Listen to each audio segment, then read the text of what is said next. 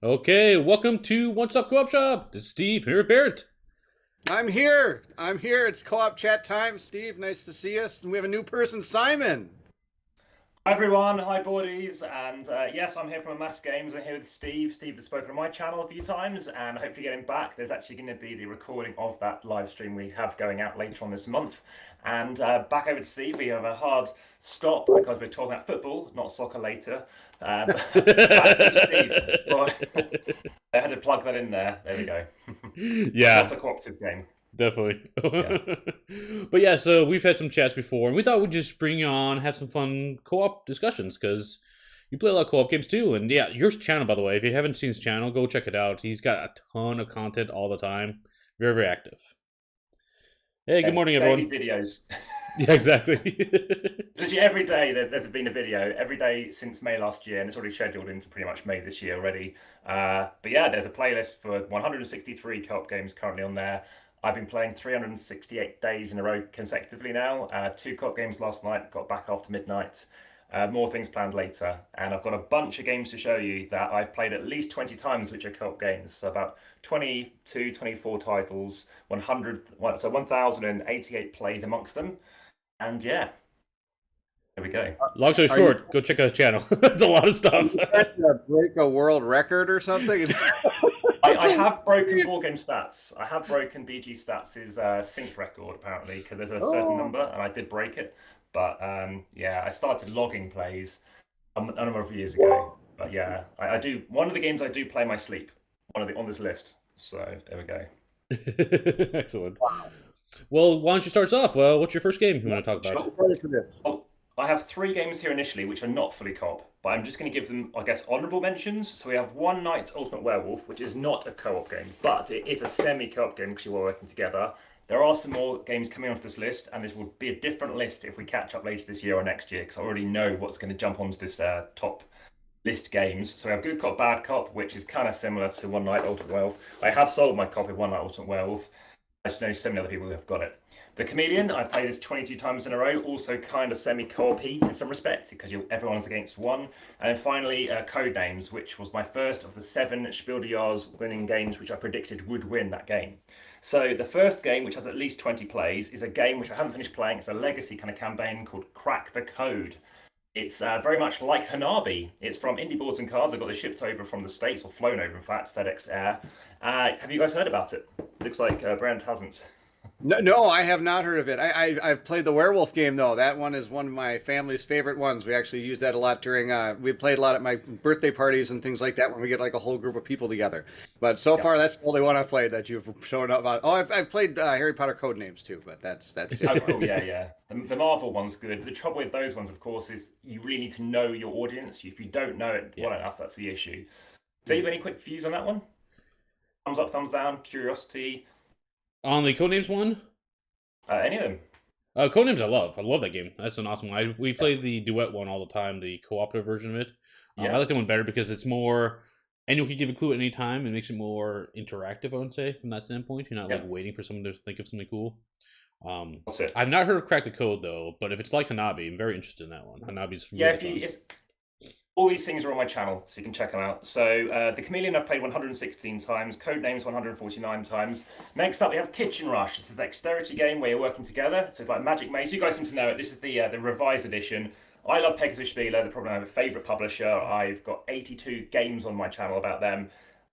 Fun is, however, I mean, I'll be talking about it again in a bit, but this game, obviously dexterity game, haven't played through it all as well, which is why it's still to be worked through. Any views on that one? I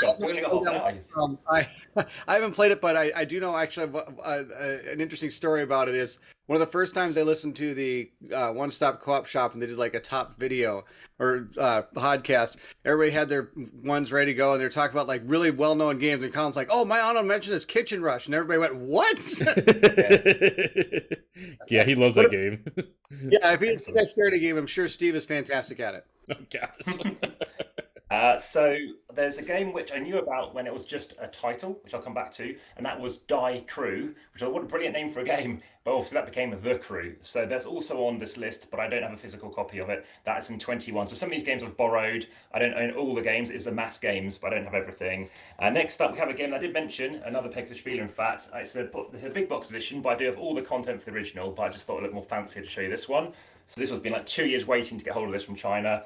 And there is a campaign co-op mode. Now I have played it co-op already. I haven't played it competitively because we imported the German version initially, and my wife's German, so I felt like I might be at a disadvantage at times. So I had to get the English version to make things on a level playing field for the rematch.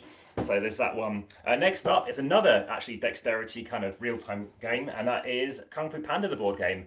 Very impressed with this one, 8 out of 10, and basically you're rolling dice to get to certain locations on the mats, a modular board, and you're racing against obviously the various baddies, and you're trying to get there before they get there as well.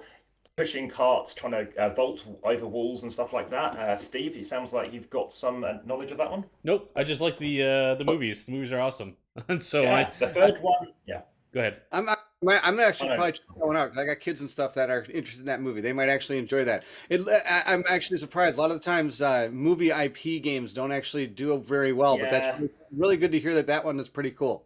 I'm always wary, and the fact is, you can unlock your characters. If you actually fail a mission, then you can unlock it and do something better. Or what you can do is push your luck and think, we'll probably fail it. Let's not go for the win. Let's get those power buns, which will power us up for the next game.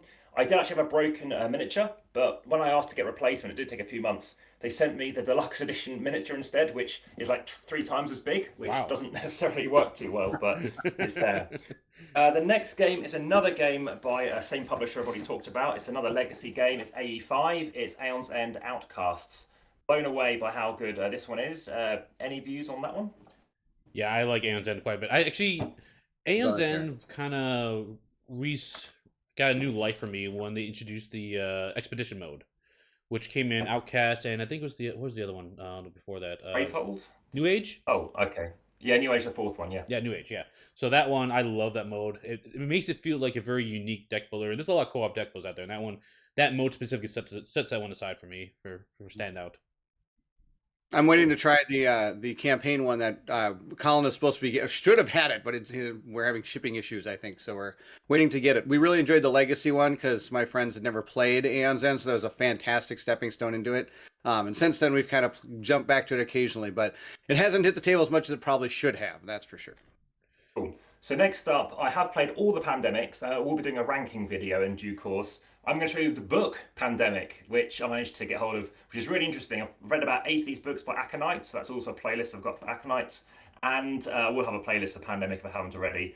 And in this one, you've got literally the dispatcher, you've got the medic, you've got stuff like this, and they're bouncing around the world and they're going to different locations. And it felt just like, obviously, playing the game. You're not passing cards and hands and stuff, but you may have an airlift potentially. You're going to be in Atlanta, you're going to go to Lima and stuff like this. So rather interesting. And now we're moving on to a game which, where have I put it? Oh, I didn't get the one out. Micro Macro and Micro Macro Full House and the promo and the expansions. Everything else, I put all the maps together. I've discovered actually like the homeless guy in one map, you know, when you play the other game, somewhere else doing something different. Maybe it's the backstory, which is very interesting. That's another game which I actually knew just from a title. So before I even saw the lovely artwork, have you managed to have a chance to discover another Spiel des Jahres winning game from 2020? I haven't played this Steve one. I first. know Mike has. He's been talking positive for that one too. Have you played this one, Bairnt? I no. Bairnt's very much I don't know. You got very specific taste in games, right? So Well, I have a taste that seemed to gravitate towards me rather than I have a specific taste for something. there you go. There you go. Yeah, You've got Kiki that, yeah. mentioned Michael Macro is amazing on chat, so she also agrees with you on that one. Excellent. Yes, no, I really enjoyed it. I actually had to ration myself because I got it in like March 2020, I think it was, and I just deliberately held back on trying to just not discover all of it. So that I've played 30 times. Adventure Island, I forgot to mention. Sometimes I leave covers on them just to keep it a bit more intact. This is Adventure Island. I think I prefer this to Robinson Crusoe. So this game I've played 23 times. It's got a rating of 6.1 now on Board Game Geek, but I give it an 8.7. And it's a game where you set on an island, you're going to go out to different islands, you can have some skill tests. When you go out to different islands, you're going to meet new characters. And the next time you go to that island, you're going to find that they were a hermit, but now they're married or something, and now they've got kids, or you're going to meet tribes and stuff like this, and maybe they're going to give you a boat, which means you can go to another island and stuff like this. I think the rating is slightly low because there's a few typos in places, which I do talk about in my review, but it's a fantastic experience. I know there haven't been too many videos out, and it's a shame when I tend to get games as soon as they come out to a degree, just because you do sometimes get the hate around, not hate, but sometimes people go, oh, I liked it, and then I sold it, or, it's a one shot and then it's happened. But I played this a couple of years ago and really, really loved it. I'd love to play the high player count as well, so that's Adventure Islands. And the next one up with 35 plays is a game you've already mentioned, and it is the game Aeon's End Legacy. I've played through it once. I'm playing it through a second time, and I have mixed and matched the content with Outcast as well. Yes, it was my introduction to Aeon's End. I missed out on the first opportunity to play Aeon's End. I think the box cover put me off initially, but if you've seen my Instagram photos, there's over 2,300. There's actually a picture of this next to my hi-fi system, just because it's too big to stick anywhere else. So there are other games coming which aren't on this list because I haven't played them 20 times, but they're also very properly sized, which you will see from those photos. So next up is a game I first discovered when it was out only in German, and I played this, which it went on to be nominated for Spiel des Jahres, and that is, this is the American edition, Fantasy Flight, of Legends of Andor. I've also got Dark Heroes, I've also got Star Shield, and I've played it 39 times now. I've also got the second expansion, which I haven't even opened yet because I'm just kind of rationing it again. So yeah, brilliant game. I've got my favourite character, that would probably be Thorn. On my BGD page, you can actually see I actually list my favourite characters in different games as well. So my board game name there is Amass Games as well. So that is Andor. What's your view on Legends of Andor? I got the kids version. Ooh, how is it? That's by Incas Marcus Brandt. That's a great question. I haven't tried it yet. Oh, you tease. You tease. Colin just gave it to me, said I should play with my kids. I said, yeah, that sounds great. And of course, my oldest is at a church camp this weekend, so we're not going to be able to play it this weekend. Maybe next weekend. Cool. I've actually got some merch as well. She needs to keep an eye on time. So I've now got my branded cover on my watch, which actually won in a competition. That's cool. So we're keeping an eye on time. But yeah, no, it's really cool. I managed to do that. And when I go to places like Essen, hopefully people can see that before the battery dies. So next up, it's controversial because it's kind of like a Crayon Rails kind of game. It is a Pandemic Legacy season. And is it 0, 1, or 2? Or I said it in canon order there. I have played through 1 completely. I've played through 2 completely. 0, literally the pandemic hit, so I had to have a 2-year gap pretty much, but we managed to finish it afterwards. And the reason why I haven't been gaming consecutively for over 500 days is the day after we finished it, I forgot to game, so I had a day off. But my favourite one is the second one because you get to draw your own routes. Lots of people don't like it because it is the hardest, I think lots of people would agree on, but I have played through the entire thing twice with different boxes. I played the yellow one, I played the black one, and I'm going to play it a third time as well. Wow. What is your view on this? I like the second. So that was season 2. Yeah. So yep. I played season 1 and 2. I have season 0 and Shrink over there, but I think we're gonna start that very, very soon because we're waiting to get done with Assassin's Creed campaign, which we just finished. So I think we're gonna start that one soon. But the second one I actually liked a lot more than I think most people. I think it's because of the exploration part of it. Like you reveal the map as you played, and you were looking for things in the map. And I think that added a lot to the exploration for me. I think the narrative in 1 was better, but I think I still really liked 2 quite a bit more. And it also changed the pandemic formula on its side too, which is kind of cool. Mm-hmm. Yeah, we are Colin, myself, Brent, and Colin's wife are going through the entire Pandemic Legacy. We've done 1, we're halfway through 2, then we're gonna go to 0. So right now I'm halfway through it. And I'm enjoying it quite a bit. I have to say I think both of them are equally good. I know that's a really easy way to answer the question, but I will get back to you when we get near the end. Right, I definitely give them all at least an 8.9, and I'm generally quite a harsh rater. My average rating is 6.3.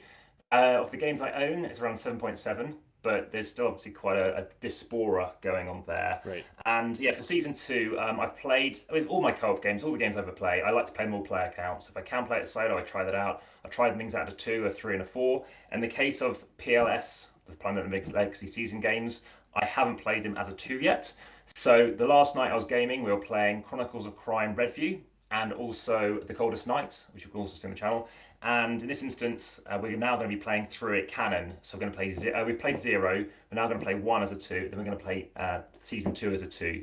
The downside with campaign games is the greater size you have, the longer it takes to get everyone there if you wish to play like that. And it happened. I live in Reading, which is like the IT hub of Europe, pretty much. Like Microsoft is based here, and lots of tech industries and Oracle and things like that.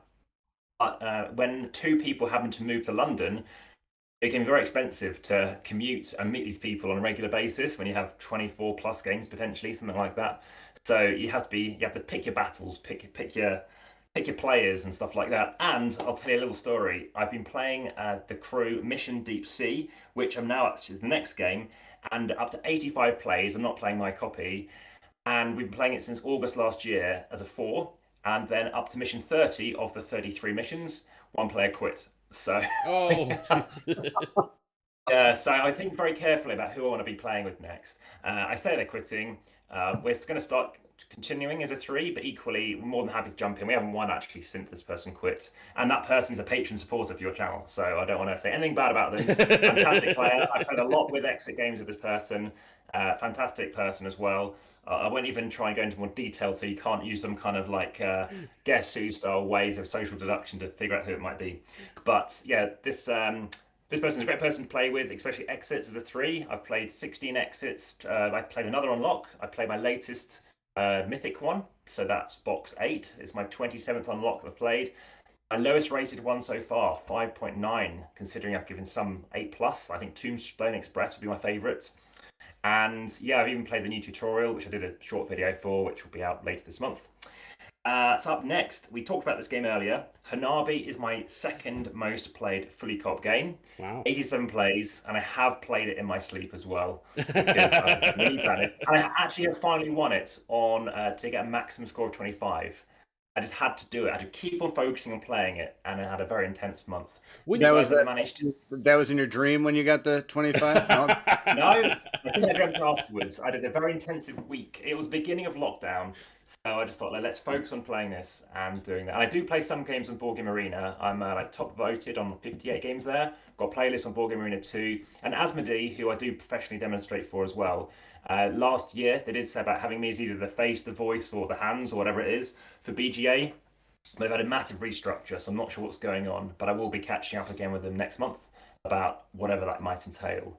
What's your views on Hanabi? Yeah, I was going to ask you, for Hanabi, I love Hanabi, it's really fun, but I often find that there are additional social patterns that people tend to play in that game to try to get to that 25. I'm curious if you did. What's this mean? Yeah, exactly. Did you employ some of those when you got your perfect score? No, we didn't. I played. So sometimes it's easy to play as a 2. And I think it was a 2 when we did this. So sometimes actually Board Game Arena is a very good place to try and just kind of eliminate any kind of metaing going on. And in Codenames, I was at an event, and there is a very good way I like to meta Codenames, whereby you could say I can talk as much as I want as the guesser. So I could say, if you want me to guess these 2 cards, I'm going to say this. If you want me to guess these 2 cards, say this. And then there's some kind of judge saying like, oh no, you can't do that. And I wrote the rule book. He was completely making it up. He's an Australian guy running Blood on the Clock Tower, which you may have heard of, which is like One Night Ultimate Werewolf. Yeah, heard of that one? Yeah. I was at an event a year ago, and I signed up, and I had to book it days in advance. And we're at a full capacity count of 15 players. And of course, you can't say who you are. And I was like the grave digger or someone, so I knew I would bury someone and stick him somewhere else. I was on the good guys team, but what I chose to do was actually say in round 1, I'm not going to tell you who I am, so you don't know if you can trust me, but you can trust me on this. In the middle round, which is like round 8, I'll kill myself, and therefore you'll know that I'm being honest and eligible. I'm not implying I'm going to stay longer than 8 rounds. So what I did was we got to the 8th round. Everyone trusted me at this point. I said, who's volunteering to off themselves in this game? No one did, and I said, fine.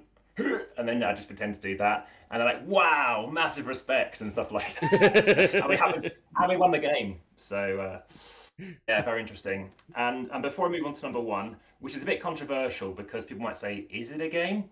It is. It's the only game that I keep in my bedroom, but and it's just a game I play if I forget to game, shall we say? And it's a nice kind of gentle game. It's very quick. It doesn't make much noise, and I played this in my sleep as well. Rolling my hand involves dice.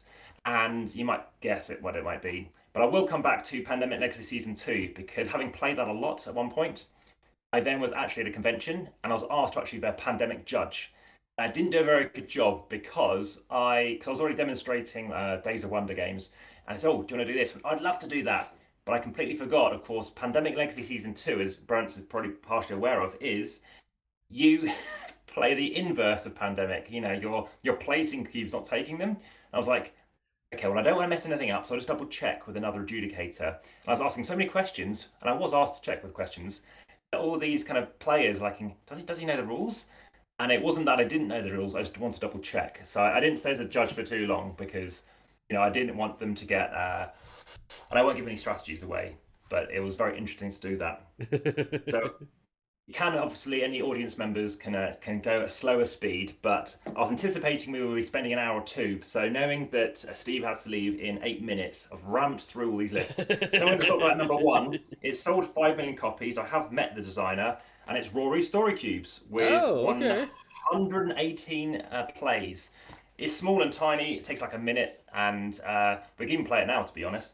It's rated a 3. So it's a game which is, is that a board game? What's your view on that? Were you surprised? Were you expecting some massive, juggernaut like Gloomhaven or something like that? No, I actually wasn't messing with Juggernaut, especially when you're describing it. But King Death Monster, I thought that'd be your number one. Monster. Yeah, story there. No, Family show. I like Rory Story Cubes. Actually, I don't use them as a game usually. I use them whenever I do play RPGs, role-playing games. I'm DMing. Right. I use them. I roll the dice and I look at the icons and I use them to try to formulate a story for the upcoming session.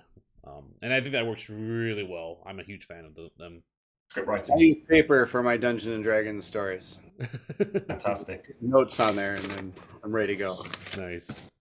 It is on top of my film script books, actually, but I've yet to make that transition to needing to use it. So that's it. I mean, another game that I'm in a campaign with currently is Jaws of the Lion. So I'm also just started that off. That was being a good year, maybe 2, that it's been delayed by, and now I think we're definitely finishing Red Fury first.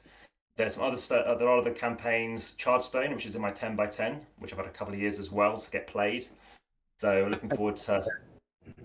See Paleo. Yes, Paleo's up. Well, yes, that one's good. That's on my list to play.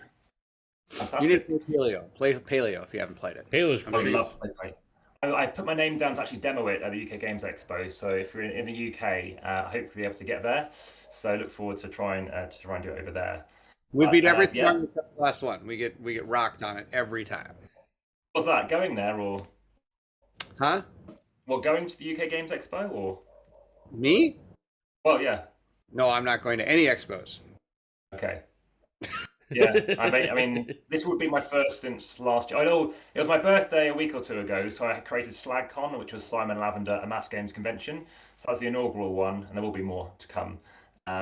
What other games? The Escape, which will be on the channel this month, which is a cooperative, semi-cooperative game, whereby you are playing literally The Great Escape with Steve McQueen, and you're in some prison camp, and you've got the American Air Force, the USAAF, and the Royal Air Force, RAF, against the Gestapo.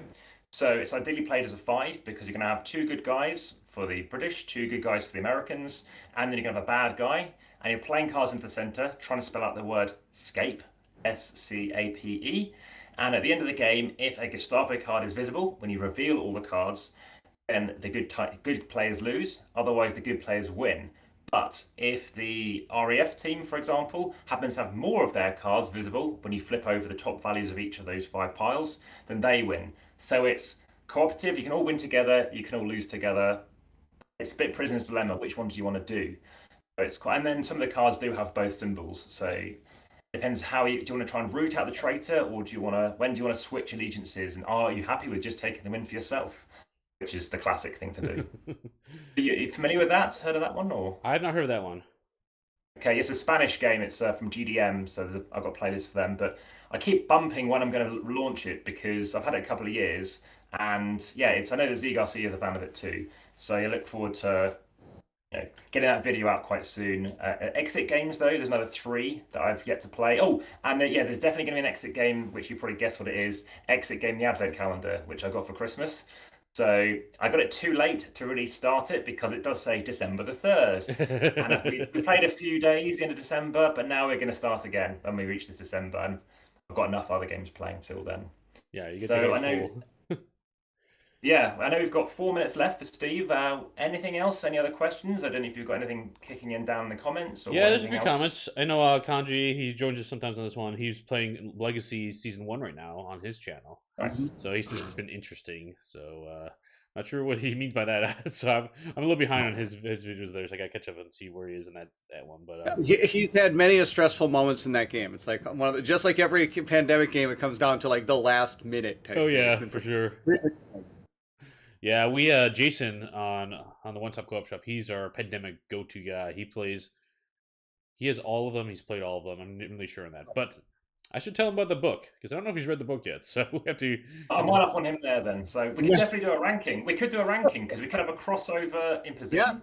Yeah. You should get Jason. I think he would love to do something like that. Oh, absolutely, Nice. Absolutely, definitely. There is one I want to give more of a more deeper discussion on before I choose exactly the position, and that is the European hot zone. So all the others I've kind of got set in stone. That's the one because partially I haven't put a video on the channel yet. I want to make sure it's on there. Equally though, I may choose not to, but I've now put 2 videos out for the pandemic book, and I'm now on to Zombicide, the novel as well. So I've read 3 of his books already in the Legends of Five Rings trilogy. Apologies for using curse words relating to competitive games there. I do play both. Unfortunately, I'm a hybrid. How dare you? So, That's fine. I know. My wife generally prefers competitive games unless it's a co-op and it's great to play that count in 2. Okay, that's generally how it's been, which is why we might play Stardust as a 2. There's other games which I have been playing, like Aeon's End Legacy, playing through a second time. There's one player who's it's taken quite a few months, and there's one other person who I might be playing Destinies with, so I got that as another birthday present. Oh, that game's great! I love Destinies. And I've got the expansion, so I've got the Sea of Sand as well. I've got that too. It's in the other room. That's we completed the first base game, and now we're going to try that when we get a chance. We actually play that with myself, my wife, and one of my friends that we usually game with is a bartender. So when he can't make it, his wife still comes, and we play Destiny. So it's actually only like a 3-player game. Yeah, it's only one. I know they have a 2 and 2 mode, but we just thought we'll keep it to 3 players. That's interesting. I might try the 2 versus 2 as well because I do have Terraforming Mars Ares Expedition. So if you want to see a solo playthrough, that's on the channel with the most weirdest random cards I've ever seen come up in a game in that playthrough. But also, I've played it competitively. I've yet to play it as a 4 competitively, which I get generally game on co-op on a Wednesday, so it's a purely co-op Wednesday. But I play competitively on a Tuesday, which is heavyish Euros. But I'm planning to play as a 4 because it's so much faster with more players, and then finally I want to play it as a co-op mode because I think that'd be very interesting. Because it's very slow to play as a 2, competitively.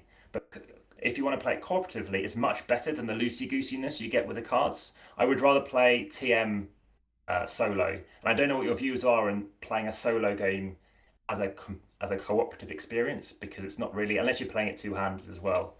So, sometimes it works well. I've done it with Black Sonata. Yeah. So I think that one works really well because you can puzzle together on it. But other games like I know Nemo's War, it's designed to be a solo experience. It's not good co-op in my opinion. Okay, because Micro Macro is another one whereby you can have multiple people looking at the map. Your heads are very close together, and a bit like an Unlock with more players. Right. Playing as a 5, I don't recommend Unlock as a 5. I don't think 2 is an ideal number. Yeah. I think 3 or 4. And there's another game, Time Stories, and I think it takes too long as a 3 and a 4. I only played as a 3 and a 4, and then my co-op Wednesday partner, Alex, he's scared when I said it took 6 hours as a 4. And when I played other ones, it took like 4.5 as a 3. And I said, I'm pretty sure it won't take long, but last night I had to amend my logged play to state something different. So, yeah, it is what it is. Excellent. Well, got 3 seconds left, so that's kept to schedule. Hey, I feel like we're doing like the 5 and 5 here, you know, with Mike's like go. For those of you that have normal co-op chat, you have gotten 2 hours of co-op chat in 30 minutes. Ready, go. Yeah. What's this? The 20 and 30. So I do like to get game fast as well. We usually have no structure. Yeah. No idea what we're doing. So it was really great to have you on because it really gave us a chance to focus on what we were wanting to talk about, and we really went through them pretty fast. I know we did. So make sure people play this back again and go to the Yeah. website, check out these videos, and of course check out his channel as well. It's absolutely amazing. You need, and I'm excited to keep on watching what you're doing because it's just so cool that you got some every day. It's just amazing. So much It wasn't the content. plan. It's impressive. One a week, let them maybe two. I mean, Yeah, and it's in 4K as well. So if you really want to go nuts, you can do that too. But yeah, the next month is all. I make sure I don't do a review back to back. So you might get unboxing, which I even put like a voting up saying, do you want to see playlists? Do you want to really want to see unboxings? And the thumbs are going up. So that's there. But it's a trailer to tell you what is coming soon to the channel. And I will never do a video back to back. So on a Tuesday, you won't see the same game on the Wednesday. Just so there's a different thumbnail and you can see something different. But yeah, there's a whole bunch of different stuff going there. Like I said, it's not just co-op. I did speak to Steve. We could always do a one-stop comp shop potentially. I don't want to alienate the audience, just to say there is a market for both. Just to ensure you do have your groups. What's your view on Roll for Adventure, by the way? Because this did very well in Germany. In fact, the designer gave me a copy because yeah, you got some extra. I actually really like that one. I thought it was every month. My kids and I play that with my wife. It's one of our go-to games. We Yeah. love that game. It's absolutely fantastic for kids and for adults. I mean, I don't think I'd crack it out with like my normal gaming group, but when you're looking for a light, fun game with your family, boom, that hits the table a lot. Yeah, I agree. And favorite character? What do you reckon? I always Probably think for the me. guy that I think it's like the Crusader or something. The person that can take a cube out of or a dice from out of the vortex every turn. Yeah. The one I always play because my kids aren't a fan of their dice being in the vortex. Okay. Very nice. No, it's a very interesting concept, and I think these are great designers combos. I talked about Ingrid Marcus Brandt as perhaps my favourites, but as a combo who aren't married, yeah, Matt. So I basically partially got into gaming through Brett J. Gilbert because I've been gaming actually with his sister for a number of years, and he turned up once. I didn't know what he looked like. As oh, I'm Brett. You know, I designed some games, and here you go. He tried this out, this prototype. I don't know. Oh, you're Brett J. Gilbert. You're the Brett J. Gilbert. Oh, let me shake your hand and stuff. So yeah, it's been really fun to try out some of his games. Have you tried the what's it called? The Professor Citadels of Time. That one. I haven't played that, but I know a lot of people have, and they've. Oh no, still does the time. That's the one where. Yes, I have played that. I played it on That's with evil. Jason on one of our extra life ones. That was pretty fun. I like that one. Yeah. So fantastic designers. There's a new one coming out which they're doing, which involves well, the theme is like trains, and it also involves oh, I don't know, going around a map or something. And it sounds like I said a proper Spiel des Jahres nominated game because Brett was nominated for Elysium. So yeah, I look forward to doing more Crack the Code. And obviously, I can't do a solo vid. We can play it solo. I have played it. Did a recording of that. But yeah, like Kitchen Rush, it does take a while to. How far have you got with Kitchen Rush out of interest? I have never played it, but Steve, Colin has it. Yeah, Colin's right. the one that's played in our group. So I have It's to get tough from him. He lives 15 minutes from me, and I usually take his games. I try to give him games, but he doesn't let me give him games because he's already doing games, and his wife won't let me bring over games for him. Okay, it's tricky because it's not a game I which you am can easily kidding. I am reset. kidding. I could bring games over, but I'm totally kidding. Okay, nice. But yeah, obviously various games and various player counts. You know, I like to make sure I've got that capacity. Definitely. But yeah, I haven't got set in stone plans for the coming week. I do have some co-op related. I can't be certain on. I think it'd be the following Saturday, probably an Exit and some other kind of co-op stuff. So maybe another either the Gates one. If you play have you played many of the Exit games? I haven't. No. I've played some of the exit games. My wife and I play those. She's a big fan of like those type of games where like right now we're playing was it Initiative? She's a big fan Oh, of like the games and things like that. So we do a lot of those together. Those are normal games together. Or also play games with like great narratives like our role player adventures and stuff like that. That's the kind of games we play together. And what's your view on the dungeon crawls, such as I'll show you Shadows of Brimstone and I play Descent? them all, and I love them all. No, I Yeah? don't. It's my genre. If you're, we could go on about a half hour. Easy. I'd love to have you back Okay. on for dungeon crawler talk sometime. Okay, yeah, I do. I've read Descent the novel as well, so that's just out of shots. So I've read one of those by Robbie. No, this is by David Goymer. So I've got two more Descent ones to read. So yeah, lots of fun. But yeah, lovely Excellent. to be on. I know you've got to rush off and get your son to score some goals. That's or right. defend them or whatever. When he scores, make sure he pulls his shirt over his head and runs around. That's right. Yeah, water cooler, or do this and get a yellow card or something. So, Excellent. oh, Well, actually, we're going to be in the World Cup together, if you weren't aware. So we've been drawn in the same thing, Group B. We're actually the opening day. oh, excellent. So we're Yes, going to be out right away, huh? yeah, it's the USA, it's England, it's either Wales, Scotland, or Ukraine, as well as Iran. So, yeah, very interesting. You have to watch it. There we go. That's whenever that's going to be. But yeah, all the best. I look forward to obviously speaking again soon. Let me know whenever is convenient. And yeah, enjoy the rest of your day. And thanks everyone for watching. And yeah, speak to you again next time. Now, thanks for Simon for coming on. It was a blast. See everyone in the next stop. Bye bye. Take care, everyone.